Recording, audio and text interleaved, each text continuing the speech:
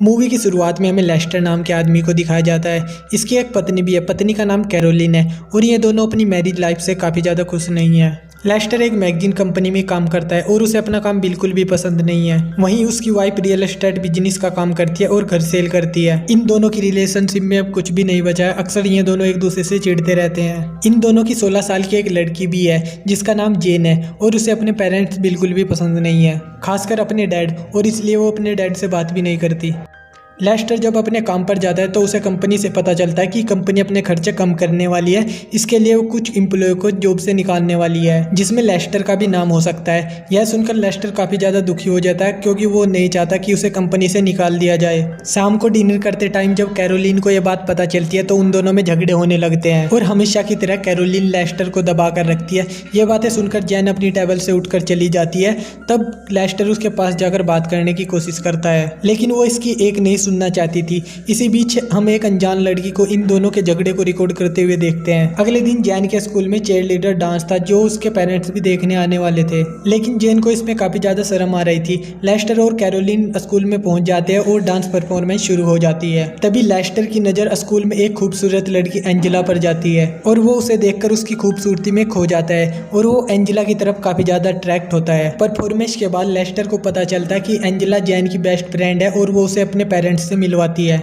Lester Angela के साथ flirt करने लगता है। जेन ये बातें देखकर काफी एम्ब्रेस हो जाती है, लेकिन एंजेला को इसके डैडी काफी ज्यादा स्वीट लगते हैं। फिर पूरी रात लेस्टर एंजेला के बारे में ही सोचता है और उसे इमेजिन करता है। दूसरी ओर जैन जब एंजेला को उसके घर पर छोड़ने आती है तो वो अपने डैड के लिए सॉरी मांगती है। इस पर एंजेला कहती है कि जब लड़के उसे अटेंशन देते हैं तो उसे अच्छा लगता है। उसे लगता है कि वो सुंदर है, उसे मॉडल भी बनना है, इसलिए ये सब उसके लिए अच्छा है। घर में जाते समय जेन उस लड़के को देखती है जो उसकी वीडियो रिकॉर्ड कर रहा था। जेन उसको गाली घर के अंदर चली जाती है। दूसरी सुबह लेस्टर जैन की डायरी से एंजेला को कॉल करता है, लेकिन वो कुछ बोल नहीं पाता और कॉल कट कर देता है। एंजेला जब शावर लेकर बाहर आती है तो जेन को कॉल के बारे में बताती है। जेन समझ जाती है कि ये कॉल उसके डैड ने किया होगा। फिर हमें उस लड़के को दिखाया जाता है जो अभी भी जेन की वीडियो शूट कर रहा है। इस लड़के का नाम रिक्की होता है जो अपने पेरेंट्स के साथ जेन के पड़ोस में शिफ्ट हुआ है। रिक्की को अपने आसपास की वीडियो बनाना काफी ज्यादा पसंद है और पैसे कमाने के लिए वो ड्रग्स बेचता है। रिक्की के फादर फ्रैंक एक रिटायर्ड ऑफिसर हैं और वो काफी ज्यादा स्ट्रिक्ट है। अगर उन्हें पता चल गया कि उनका बेटा ड्रग्स बेचता है तो वो उसे जान से मार देंगे। साथ ही रिक्की के डैड एक होमोफोबिक है और उन्हें गे लोग बिल्कुल भी पसंद नहीं है। रिक्की की एक माँ भी है जिसे भूलने की बीमारी है। रिक्की जेन के स्कूल जाने लगता है। वो जेन से मिलता है और वो उसे बताता है कि वो उसे काफी ज्यादा सुंदर लगी। ये सुनकर जैन को काफ़ी ज़्यादा अच्छा लगा कि कोई लड़का उसे अटेंशन दे रहा है। दूसरी तरफ एंजेला रिक्की को साइको समझती है क्योंकि उस पर बिल्कुल भी ध्यान नहीं दे रहा।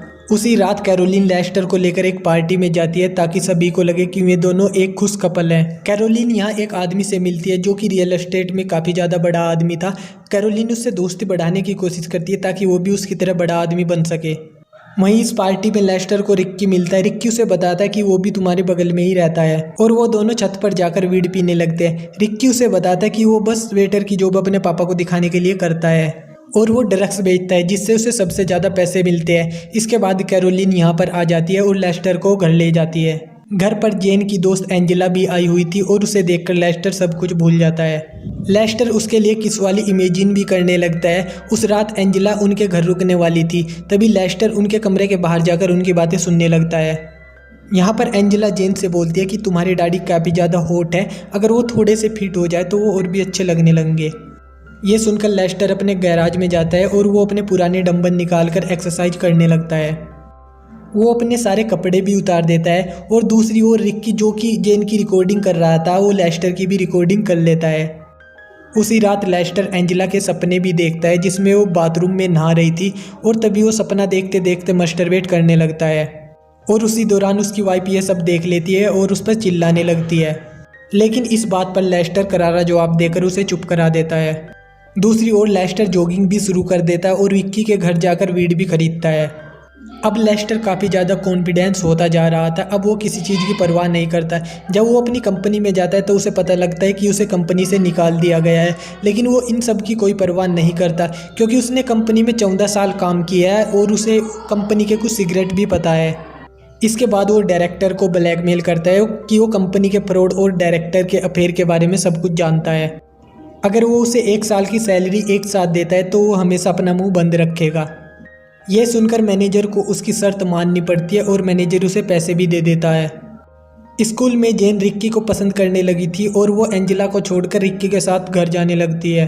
दूसरी ओर कैरोलिन केन से मिलने के लिए जाती है। वहाँ पर उसे पता चलता है कि केन और उसकी वाइफ के बीच भी रिश्ते ठीक नहीं चल रहे हैं और वो बस खुशहाल कपल होने का दिखावा करते हैं। इसके बाद कैरोलिन और केन क्लोज आते हैं और वो फिर दोनों सेक्स करते हैं और फिर यहीं से उन दोनों का अफेयर शुरू हो जाता है। दूसरी ओर लेस्टर एक बर्गर शॉप में जाता है और वहाँ पर पार्ट टाइम जॉब करने लगता है। दूसरी ओर रिक्की जैन को अपने घर लेकर आता है और उसे डैड के कमरे में भी लेके जाता है। इसके बाद वे दोनों रिक्की के कुछ वीडियो देखते हैं और फिर वे दोनों करीब आ जाते हैं और फिर वो एक दूसरे को किस भी करते हैं। शाम को लेस्टर कैरोलिन को बताता है कि उसने अपनी जॉब छोड़ दी है, जिससे कैरोलिन काफ़ी ज़्यादा गुस्सा होती है क्योंकि अब सारा खर्चा उसे ही संभालना होगा।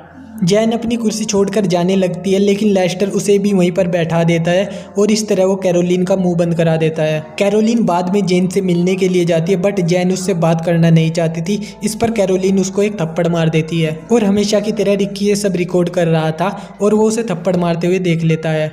जब जेन ये सब देखती है तो वो उसके सामने अपने कपड़े उतार देती है और रिक्की ये सब रिकॉर्ड कर लेता है। दूसरी ओर रिक्की के फादर घर आ जाते हैं। उसे पता चल गया था कि रिक्की उसके रूम में गया था और वो उसे बुरी तरह मारते हैं। रिक्की उनसे माफ़ी मांगता है और वो उन्हें बोलता है कि वो बस अपनी गर्लफ्रेंड को उनका रूम दिखाना चाहता था। दूसरी ओर कैरोलिन देखती है कि लेस्टर ने एक ब्रांड न्यू कार ली है और वो उस पर फिर से चिल्लाने लगती है। इस पर लेस्टर उसे पुराने दिन याद दिला देता है कि किस तरीके से वो पहले खुश रहते थे।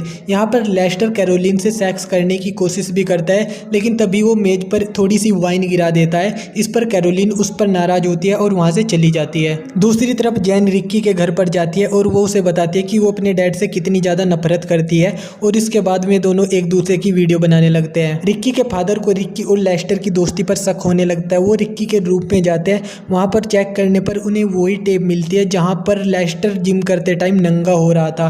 तो इस पर रिक्की के फादर सोचते हैं कि रिक्की गे है। दूसरी तरफ कैरोलिन और कैन उसी शॉप पर बर्गर लेने के लिए जाते हैं जहाँ पर लेस्टर काम कर रहा होता है। फिर लेस्टर उन दोनों को किस करते हुए पकड़ लेता है और उसे पता चल जाता है कि इन दोनों का अफेयर चल रहा है। लेकिन वो कैरोलिन से कहता है कि उसे उन दोनों के अफेयर से कोई फर्क नहीं पड़ता, वो बस कहने के लिए पति पत्नी है। दूसरी ओर अकेले में कैन कैरोलिन से बोलता है कि अब उसे अफेयर को ख़त्म करना होगा क्योंकि अगर उसकी वाइफ को ये बातें पता चल गई तो उससे डिवोर्स लेना उसे काफ़ी ज़्यादा महंगा पड़ेगा। उसी दिन एंजेला जेन के घर सोने आने वाली और फिर वो रास्ते में जेन से रिक्की के बारे में पूछती है लेकिन जेन उसके बारे में बताने के लिए कंफर्टेबल नहीं थी। शाम के टाइम लेस्टर अपनी वर्कशॉप में जिम कर रहा होता है, तभी वो रिक्की को वीड देने के लिए बुलाता है। ये सब फ्रैंक भी खिड़की से देख रहा होता है। उसे गलतफहमी हो जाती है कि रिक्की और लेस्टर इंटीमेट हो रहे हैं, जिससे उसे कंफर्म हो जाता है कि उसका बेटा रिक्की गे है और इससे वो काफी ज्यादा गुस्सा हो जाता है। दूसरी ओर जब एंजेला घर पर आती है तो लेस्टर की फिटनेस को देखकर काफी ज्यादा इंप्रेस होती है और वो उससे फ्लर्ट करने लगती है। दूसरी तरफ फ्रैंक रिक्की को पीटने लगता है कि वो एक गे है। रिक्की अपने फादर से परेशान हो चुका था इसलिए वो उसकी गलतफहमी दूर नहीं करता। दूसरी ओर एंजेला जेन पर गुस्सा होती है क्योंकि वो उसकी दोस्त होकर भी उसके पापा के साथ फ्लर्ट कर रही थी। फ्रैंक उसे अपने घर से निकाल देता है। वो अपनी मदर को गुड बाय बोलता है और घर से निकल जाता है। दूसरी ओर रिक्की जेन के घर आता है और वो उससे बोलता है कि वो हमेशा के लिए न्यूयॉर्क जा रहा है, क्या वो उसके साथ चलना चाहती है। दरअसल रिक्की ने ड्रग्स बेचकर काफी ज्यादा पैसे इकट्ठा कर लिए थे और जैन भी उसके साथ चलने के लिए राजी हो जाती है। एंजेला जैन को समझाती है कि वो रिक्की को ठीक से जानती भी नहीं है और वो एक क्रिमिनल भी है, बट यहाँ पर जैन उसकी एक नहीं सुनती और एंजेला को ही अपने रूम से बाहर कर देती है। रिक्की भी एंजेला को काफी बुरा भला कह देता है और वो उसे बताता है कि वो बस एक ऑर्डिनरी लड़की है। दूसरी तरफ फ्रैंक लेस्टर से कंसल्ट करने के लिए आता है बट वो उसके सामने रो देता है और फिर इसी दौरान वो उसे किस भी करने लगता है। इस पर लेस्टर बोलता है कि शायद उसने उसे गलत समझ लिया है। इस पर फ्रैंक शर्म के मारे वहां से चला जाता है। दूसरी तरफ हम कैरोलिन को देखते हैं जिसने केम के साथ रहकर कामयाब होने का आखिरी वो भी खो दिया था और फिर हम उसे एक गन लेकर घर की तरफ बढ़ते हुए देखते हैं। इधर लेस्टर को एंजेला घर में अकेली बैठी मिलती है तो उसे कंफर्ट फील कराता है और वो उसे बताता है कि वो कितनी खूबसूरत है। इसके बाद में दोनों क्लोज आ जाते हैं और फिर वो दोनों इंटीमेट होने लगते हैं। इस पर एंजेला उसे बताती है कि उसका ये फर्स्ट टाइम है इसलिए वो नर्वस हो रही है। पहले तो लेस्टर को ये यकीन नहीं होता और फिर वो एंजेला के लिए अपना इरादा बदल देता है। फिर वो उसके साथ इंटीमेट होने से इनकार कर देता है। फिर वो उसे कंफर्ट कराता है और दोनों अपनी लाइफ की कुछ बातें शेयर करते हैं। इसके बाद एंजेला बाथरूम में चली जाती है और लेस्टर अपनी फैमिली फोटो देखकर मुस्कुराने लगता है। तभी कोई लेस्टर के सर पर गोली मार देता है। गोली की आवाज सुनकर जैन और रिक्की अपने रूम से बाहर आते हैं। कैरोलिन भी बाहर से अंदर आती है, लेकिन उसने भी लेस्टर को नहीं मारा था। तो फिर गोली किसने चलाई थी? इसके बाद हमें पता चलता कि लेस्टर को किसी और ने नहीं बल्कि फ्रैंक ने मारा था। और फिर यहीं पर लेस्टर अपनी लाइफ की खुशियों के पल को याद करते हुए दम तोड़ देता है और इसी के साथ ये मूवी यहीं पे समाप्त हो जाती है। Shakalaka boom boom boom, shakalaka boom boom.